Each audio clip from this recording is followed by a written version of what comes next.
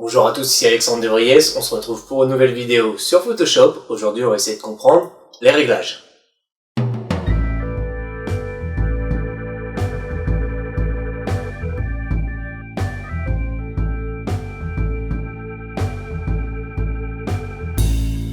Donc les réglages c'est quoi? Ce sont en fait les modificateurs qui vont nous permettre d'embellir et de sublimer notre photo pour nous donner un aspect plus attrayant. Comme d'habitude, on glisse et on dépose la photo dans Photoshop. Le logiciel nous crée donc un document PSD. Je me répète encore une fois, mais avant de commencer à travailler, il faut dupliquer l'arrière-plan pour justement sécuriser notre travail.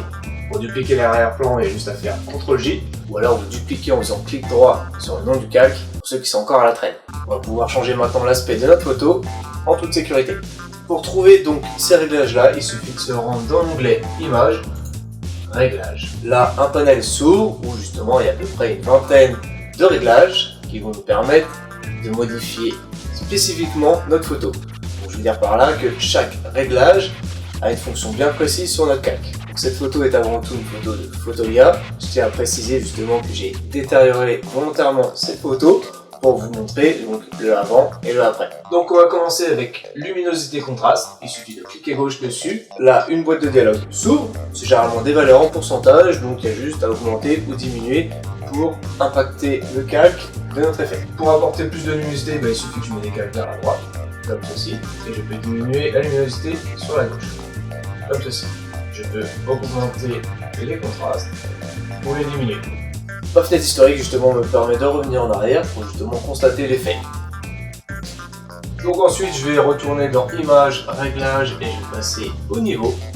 Donc les niveaux c'est un petit peu plus complexe que la luminosité et les contrastes, mais en fait on est dans la même rubrique qui vont nous permettre en fait de rehausser ou de diminuer les tons foncés et les tons clairs. J'entends par là les noirs, les blancs et les niveaux de gris. Donc pour augmenter les noirs c'est plutôt simple, je vais juste décaler le curseur ici jusqu'à l'histogramme qui m'indique en fait que j'aborde les premiers noirs purs. Je peux décaler le curseur pour augmenter les blancs, comme ceci, et enfin les gris que l'on peut réajuster comme ceci. Quand je suis satisfait, je fais OK. Passons maintenant aux courbes. Donc pareil, nous retrouvons un histogramme. L'histogramme nous indique en fait la valeur de noir, de blanc et de gris. Donc les noirs se trouvent comme d'habitude à gauche, qu'on va pouvoir diminuer ou augmenter. Après, il faut juste trouver le juste milieu pour éviter de détruire son image. Quand on est satisfait, il n'y a plus qu'à faire OK. Et passons maintenant à l'exposition. Donc, j'augmente l'exposition sur la droite, comme ceci. Bon. Donc là, je viens de cramer mon image. J'ai plus qu'à redescendre sur une valeur plus minime pour obtenir quelque chose de plus ou moins correct.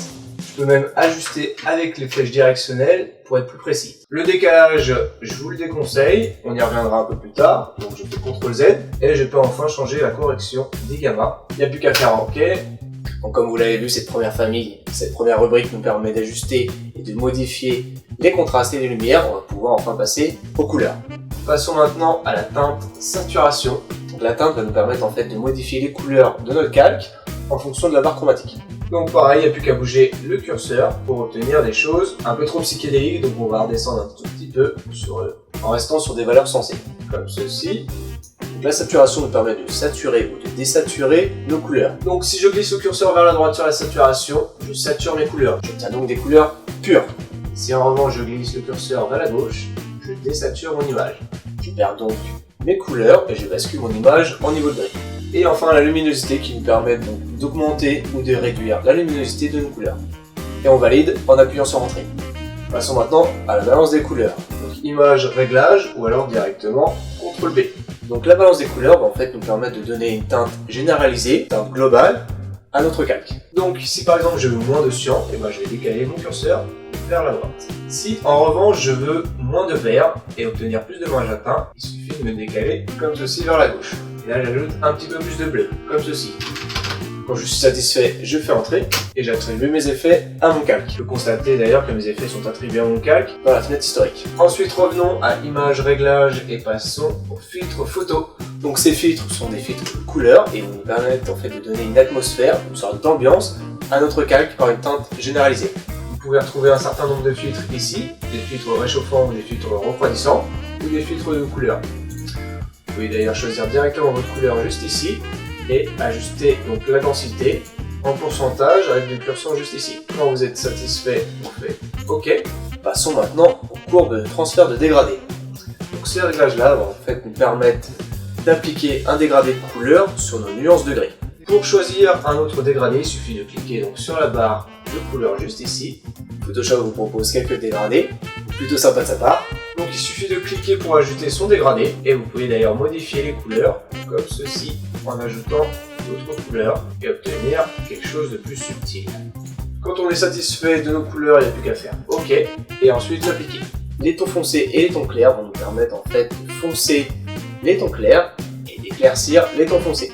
Celui-ci va nous permettre en fait de réajuster les contrastes, si par exemple vous perdez des textures ou des détails dans les zones bien contrastées, et justement de réévaluer les blancs pour justement redonner des informations.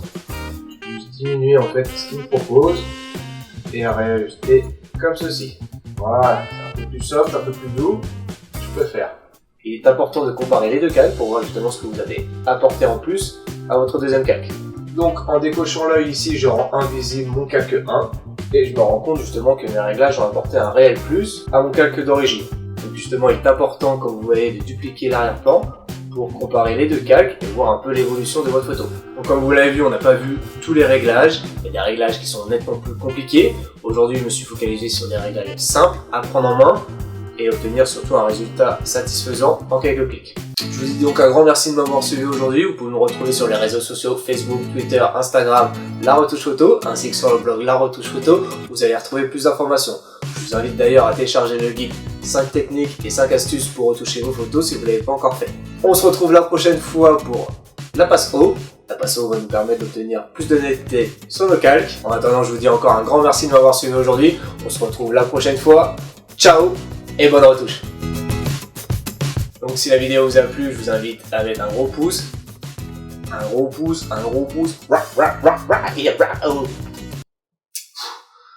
J'ai une vie de merde.